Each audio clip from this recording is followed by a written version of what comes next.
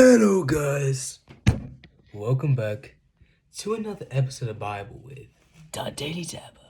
Last time Bible chapter Z, we looked at chapter 28 of Deuteronomy. Blessings for obedience. But today, we'll be looking at chapter 29 of Deuteronomy.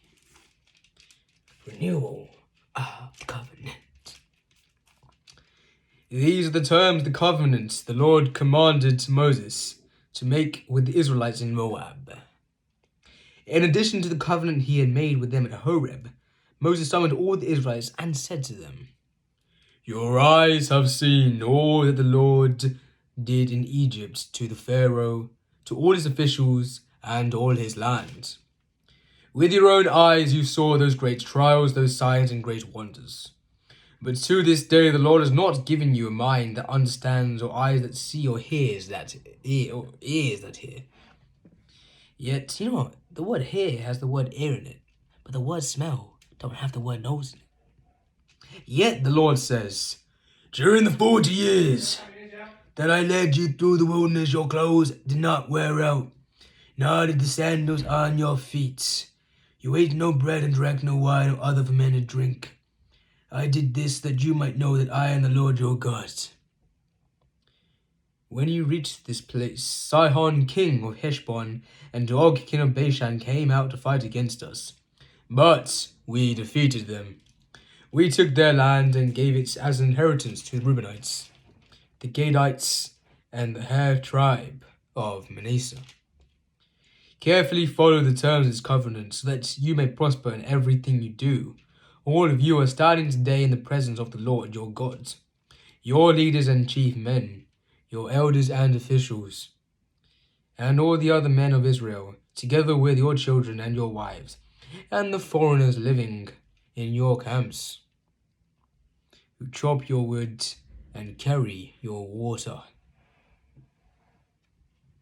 You are standing, I am sitting here in order to enter into a covenant with the Lord your God, a covenant that the Lord is making with you to this day and sealing with an oath, to confirm you this day as his people, that he may be your God as he promised you, and as he swore to your fathers, Abraham, Isaac, and Jacob. I am making his covenant with its oath, not only with you who are standing here with us today in the presence of the Lord your God, but also with those who are not here today. You yourselves know how we lived in Egypt and how we passed through the countries on the way here. You saw them among their detestable images and idols of wood and stone, of silver and gold. Make sure that there is no man or woman, clan or tribe among you today whose heart turns away from the Lord your God and worships other gods of nations. Make sure there is no root among you that produces such bitter poison." It's done! When such a person hears the words of this oath and they invoke a blessing on themselves, thinking, "I will be safe, even though I persist in doing and going my own way," they will bring disaster on the watered land as well as the dry. The Lord will never be willing to forgive them. His wrath and zeal will burn against them.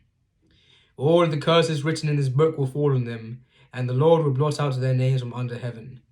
The Lord will single them out from all the tribes of Israel for disaster, according to all the curses of the covenants written in this book of the law. Your children who follow you in later generations, and foreigners who come from distant lands, will see the calamities that have fallen on the land and the diseases with which the Lord has afflicted it. The whole land will be a burning waste of salt and sulfur. Nothing planted, nothing sprouted, no vegetation growing on it. It will be like the destruction of Sodom and Gomorrah, Admah and Zeboim, which the Lord overthrew in fierce anger. All the nations will ask, "Why has the Lord done this to the land? Why this fierce, burning anger?" And the answer will be, "It is because this people abandoned the covenants of the Lord your God, of their ancestors, the covenant he made with them. He brought them out of Egypt. They went off and worshipped other gods and bowed down to them, gods that they did not know, gods he had not given them. Therefore the Lord's anger burned against this land, so that he brought on it all the curses written in this book. In furious anger and in great wrath, the Lord uprooted them from their land and thrust them into another land, as it is now. The secret things belong to the Lord our God, but the things revealed belong to us and to our children forever, that we may follow all the words of this law.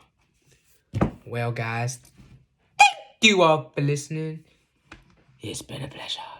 I am the Daily Turbo, and this is